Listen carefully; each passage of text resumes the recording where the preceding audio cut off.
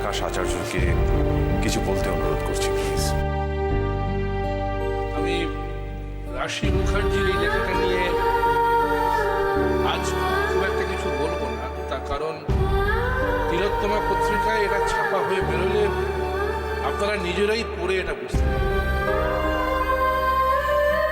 আন্তরিক নামে যে গল্পটা উনি লিখেছেন, সেই গল্পটা আপনারা পড়লেই বুঝতে পারবেন যে একজন অসাধারণ মহিলা কি করে নিজেকে একেবারে সাধারণ স্তরে নামিয়ে আনে। এটা ব্যতিক্রমী, খুব, আমার তো খুব।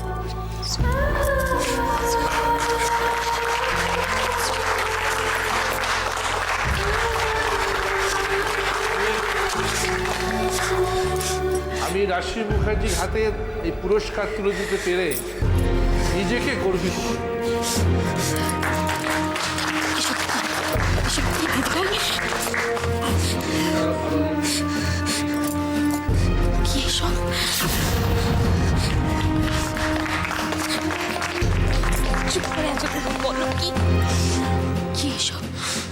তোকে অনেক জবাব দেওয়া বাকি আছে রাশি আমার। আন্তরিক আমার গল্প তিলোত্তমার কাছে কি করে গেল? আমি তো তুই না রাশি, আমি পাঠিয়েছি তোর ডায়েরিতে গল্পটা পড়ে ইন্দ্রকে দিয়েছিলাম কম্পিটিশনে পাঠানোর জন্য। হ্যাঁ রাশি, আমি তোমার গল্পটা বাকি গল্পের ফাইলের মধ্যে রেখে দিয়েছি। এছাড়া আমি আর কিচ্ছু করিনি। বিশ্বাস করছি তোমার গল্পটা ফার্স্ট হয়, আমার কারোর কোনো হাত নেই। তোমার গল্পটা ফার্স্ট হয়েছে তোমার গল্পের জোরে, তোমার নিজের যোগ্যতায় রাশি। কেন দিদি তো এইসব করতে গেছো? কোনোদিন এইসব এত আমরা হেরে গেলাম মিত্র, জোর করে হারিয়ে দেওয়া হলো। একটা বিরাট বড় মিথ্যে দিয়ে সত্যিটাকে ঢাকা। এতটা আশা করি, এতটা ভাবতে পারি আজ আমার জন্য অনেকের মাথা নিচু হয়ে গেল।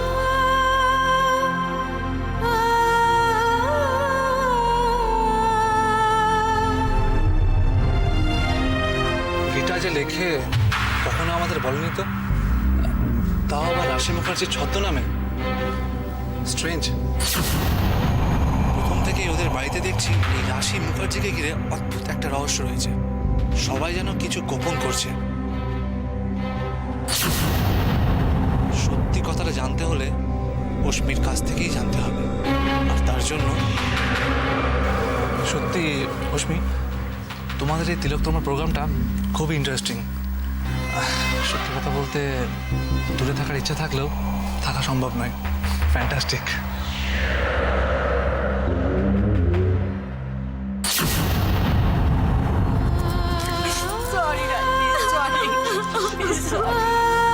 আপনারা যদি ওনাকে কোনো প্রশ্ন করতে চান করতে পারেন। রাশি মুখার্জি ওরফে রিটা চৌধুরী, পুরস্কারটা পেয়ে আপনার কিরকম লাগছে? ভালোই।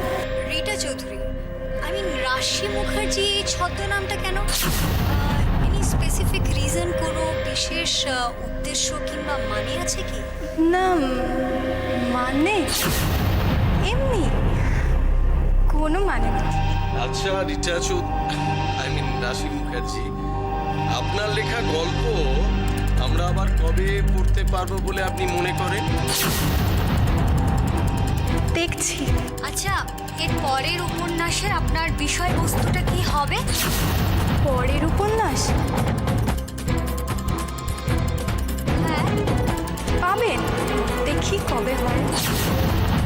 শ্রী আকাশ আচার্যর মতো এত অনারেবল বিশেষ সাহিত্যিক আপনার লেখার এত প্রশংসা করেছেন। আপনার এই যে লেখাটা, আপনার যে গল্পটা, এটার আন্তরিক লেখাটার পিছনে বিশেষ কোনো অনুপ্রেরণা আছে কি? মানে আপনার গল্প আন্তরিক লেখা। গল্পের নাম আন্তরিক? আন্তরিক আমি কি ব্যাপার বলুন, বুঝতে পারছি না। আপনি বলুন, কিছু ফাম্বল করছেন কেন বলুন। আমি কি তোমায় হেল্প করবো রিটা?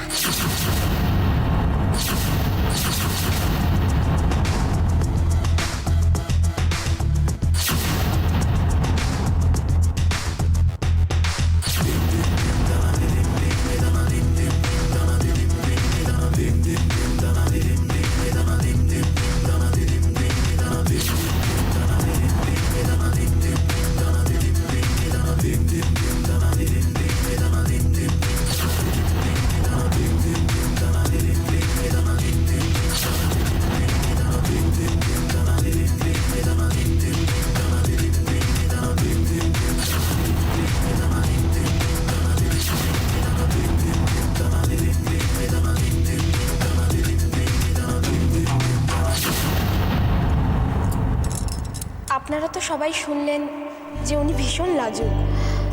ইভেন নিজের গল্প লেখা পুরস্কারটাও উনি আনতে আসতে চাননি, কিন্তু উনি আমাকে ওনার লেখা গল্পটা একবার পড়ে শুনিয়েছিলেন। এটাও বলেছিলেন যে গল্পের আইডিয়াটা কোথা থেকে পেয়েছেন। যারা লেখেন তারা তো তাদের নিজেদের বা নিজেদের চারপাশের মানুষজনের জীবন থেকে রসদ সংগ্রহ করেন। তাই রিটাও, সরি রাশি মুখার্জিও তাই করেছিলেন। উনি এমন একটা মেয়েকে চিনতেন যে মেয়েটি সবার থেকে আলাদা, একদম অন্যরকম।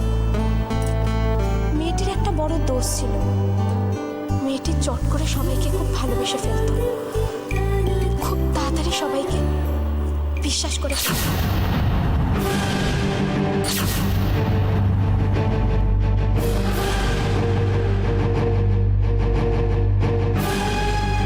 আর মেয়েটি তার ভালোবাসার মূল্য দিতে গিয়ে তার সমস্ত প্রতিভা,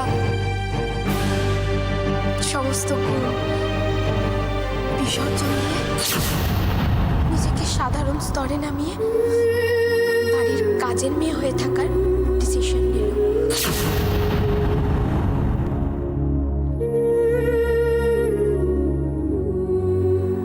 কি হলো রাশি মুখার্জি, আমি ঠিক বলছি তো? কাজের মেয়ে কেন, সাধারণ মেয়ে তো অনেক রকমই হতে পারে। হ্যাঁ, ডেফিনেটলি হতে পারে। আর পুরো ব্যাপারটা জানতে গেলে আপনাদের গল্পটা পড়তে হবে, কারণ কোথা থেকে কিসের চাপে মেয়েটি নিজেকে কাজের মেয়ে হিসেবে রাখার সিদ্ধান্ত নিয়েছিল, সেটা তো পুরো গল্প না পড়লে আপনারা জানতে পারবেন না। তার মানে এই যে মুখ্য চরিত্রটা, এটা আপনার, সরি আই মিন ওনার দেখা বাস্তব থেকে উঠে এসছে, তাই তো বলতে চেয়েছেন আপনি? হ্যাঁ, অফকোর্স। রাশি একটু আগেই বললেন না যে যেটা দেখেছেন, যেটা জেনেছেন, সেটা দিয়েই উনি গল্পটা লিখেছেন। আর উনি এটাও বলেছিলেন যে যেটা জানি না সেটা দিয়ে কি লেখা যায়? যায় না। আরে ম্যাডাম, আপনি তো কিছু বলুন, আপনি না কথা উনি বলছেন। আর না পিসু এখন ভীষণ টায়ার্ড। হ্যাঁ, ওকে একটু ছেড়ে দিন। দেখছেন তো ওর অবস্থা। মিস্টার চৌধুরী, ওকে নিয়ে যান। She must be tired. আপনারা সেলিব্রেট করুন, father and daughter. Dinner organise করা হয়েছে, আপনারা কিন্তু কেউ না খেয়ে যাবেন না please. You must all have your dinner খেয়ে যাবেন প্লিজ। হ্যাঁ, না খেয়ে যাবেন না। ইন্দ্র, তুমি ওইখানে কি করছো দাঁড়িয়ে? Come on, look after your friends here.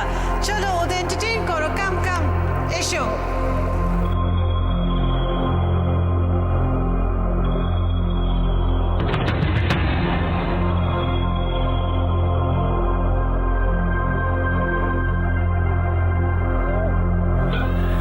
মাম, আমরা ওদিকটা যাই।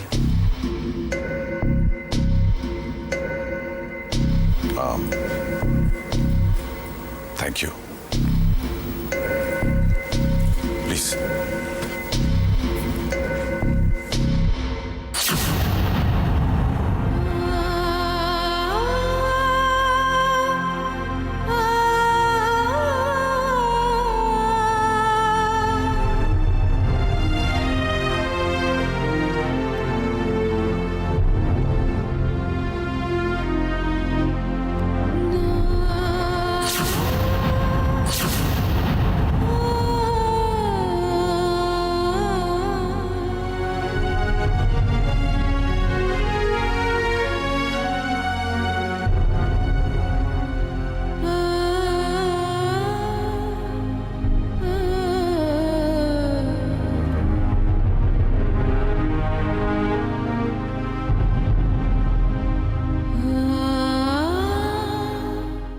আরে আমি তো জানতাম তুই টুকটাক লিখিস। হ্যাঁ, আর আমি এখন তো দেখছি একেবারে বাপ রে বাপ, তুই তো একেবারে সারপ্রাইজ দিয়েছিস। Champion champion. Absolutely, absolutely. Rita, I'm really proud of you. God bless you. ভাবতে পারেন জি করেছি। হ্যাঁ, I just couldn't believe it. আপনি ডিনার করবেন না?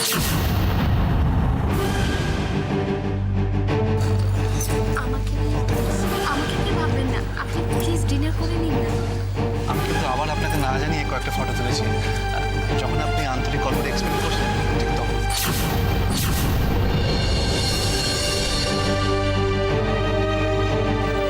একটা কথা বলবো? বলুন না। আপনার অ্যাটিটিউড, কথাবার্তা কোনোটাই কিন্তু দেখে মনে হয় না যে আপনি বাড়ির কাজে লাগছেন। আর আপনি যেভাবে গল্পটা এক্সপ্লেন করলেন সেটা তো শুনে মনে হলো এটা আপনার লেখা, এটা লেখা নয়। এমা আপনি এখানে দাঁড়িয়ে কথা বললে চলবে? তুমি হয়তো ভুলে গেছো তোমাকে এখানে কি কারণে আনা হয়েছে। যাও তুমির কাছে যাও, তোকে সামলাতে পারছে না।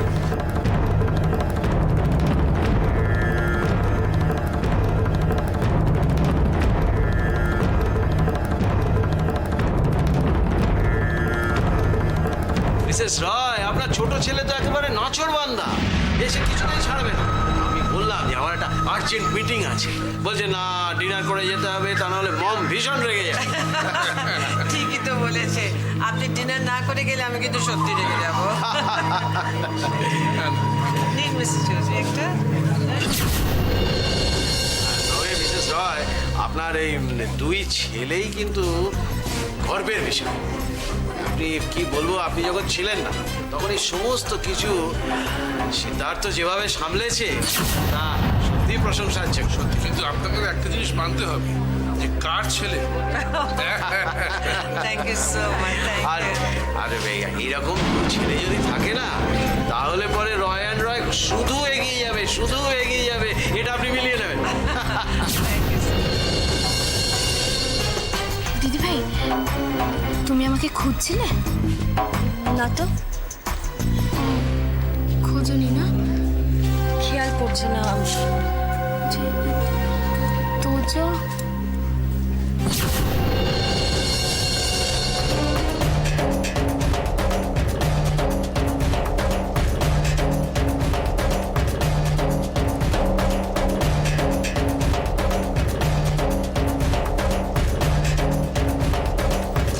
একটা ভুল হয়ে গেছে রে রাশি,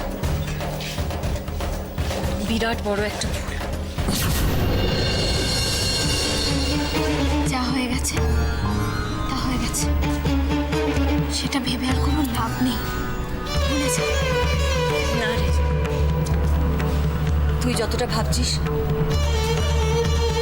তার থেকে অনেক বড় একটা ভুল। আমার মন বলছে জানিস, আমার এই ভুলটার জন্য তোর দাদাকে খুব ভুগতে হবে। দিদি ভাই, কিচ্ছু হবে না, দেখো। দিদি ভাই, এ কি আপনি এখনো ডিনার করতে যাননি? না যায়নি, আপনি চলুন না আমার সঙ্গে। ঠিক আছে, আসলে আমি দিদি ভাইয়ের সাথে একসঙ্গে খাবো। আপনি প্লিজ যান না। ইউ হ্যাভ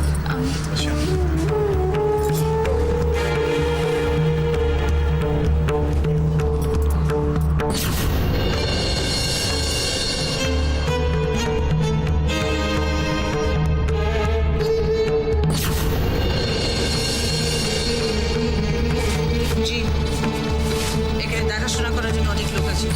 সেই বাড়ির জন্য আমি বাড়ি যাচ্ছি। Let's go.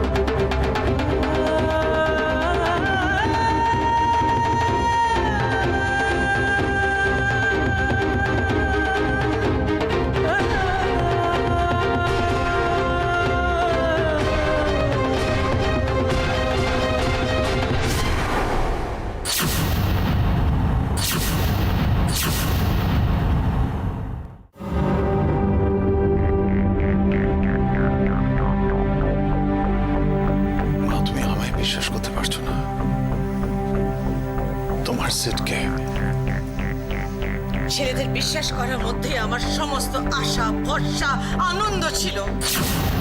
রোমন, আমি সত্যি কিছু জানতাম না, ট্রাস্ট মি। কেন জানতে না set?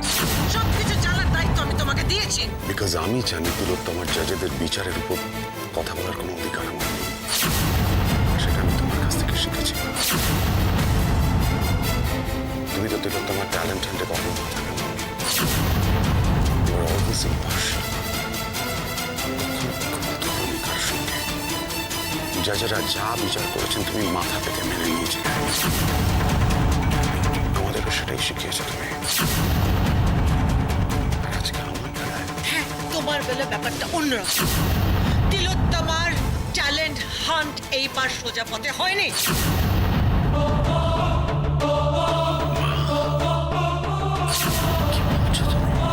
You mean to say আমি ইচ্ছে করে? দিদি দিদি দিদি আমি বলছিলাম কি যে আমাদের সিট কিন্তু সহজ সরল টাইপের। দেখো কারচুপি যদি কেউ করে থাকে তাহলে আমার মনে হয় যে রিতা, আমি কথা বলছি।